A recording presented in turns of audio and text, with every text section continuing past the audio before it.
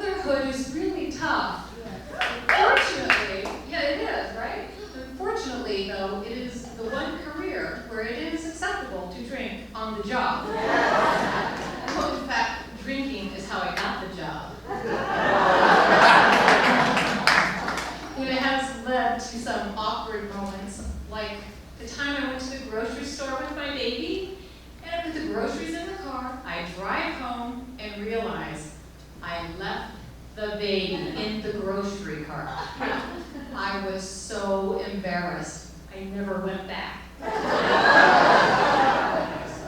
But, I really have worked on improving my mother's skills. So I watched those 30-minute meal shows. Oh, please, still 29 minutes too long. Here's my show. It's the two-move meal. It's milk, cereal, apple, cheese, cracker, gin, whiskey. We're done. But the kids really only ever complain if they're hungover. But I'm on. Aspirin, vodka, done. But, I get a big surprise. I get a lot of advice about parenting. And you can't take it all. It's just too much. But I was recently reading a book about mothering, and it was talking about the daily feeding of the children, and I was okay right to that point. But more than once a day, I just thought that was going too far. Helicopter momming for me. But I'm not the worst mother out there. But she and I did get together, and we set up a little baby cage fighting. We really didn't make the babies fight. That'd be crazy. We just had a playpen, 2 hungry babies, and 1 bottle of chocolate milk. It was just pure entertainment. Parenting motherhood would have been a lot easier if I wasn't a single mother, but I wasn't much better at marriage, which was evident right at the wedding. So we cut the cake, and he smashes it in my face. Well, of course, I retaliated. Unfortunately, I was still holding the knife, so that ended badly. But there's always signs when a relationship is in trouble, like Calvin Klein, for instance. So he's dating. He falls in love, and he names his perfume Obsession. Then he decides he wants to get married, so he names the perfume Eternity. Well, she should have known when he came out with Escape. She should have smelled that coming.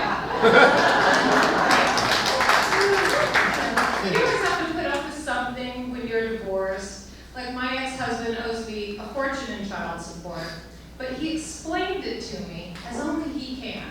So he says, the longer, or if he doesn't pay me that money, it grows bigger because it collects interest. So the longer he doesn't pay me, the richer I'm getting. Why am I complaining? Kind of explains that breakup. But, the other negative when you're divorced is married women always think you're after their husbands. It's like, I would never sleep with a married man. That offends me. My ex-husband will back me up on that. And, I actually kind of like being single. For one thing, the food portions are better. Like when I can wrap a towel around a carton of ice cream, that's a single serving. You can't do that in a relationship. But, I have been looking into online dating, so I have not completed the profile. So it's no content and just a blue silhouette or picture. And yet I have a marriage proposal. And I imagine when I meet him, he's going to be disappointed I don't look like my picture. There's a lot of men's profiles where they're looking for a travel companion. And that just scares me. I'm just afraid that means to hell and back. And then there's like a blue-eyed dude 44 who enjoys fishing, golf, football, and hunting. Okay, I have no chance to win that man's heart, but I did notice he is a perfect match for Hot Dad 17 because they love all the same things. I know. And then the worst part of dating is the rejection. I don't want to reject a guy. I'm just too nice. I don't want to hurt a guy's ego, for one, but I don't want him to ever call me again. So I am left with no choice but to get sloppy drunk and bang them on the first date.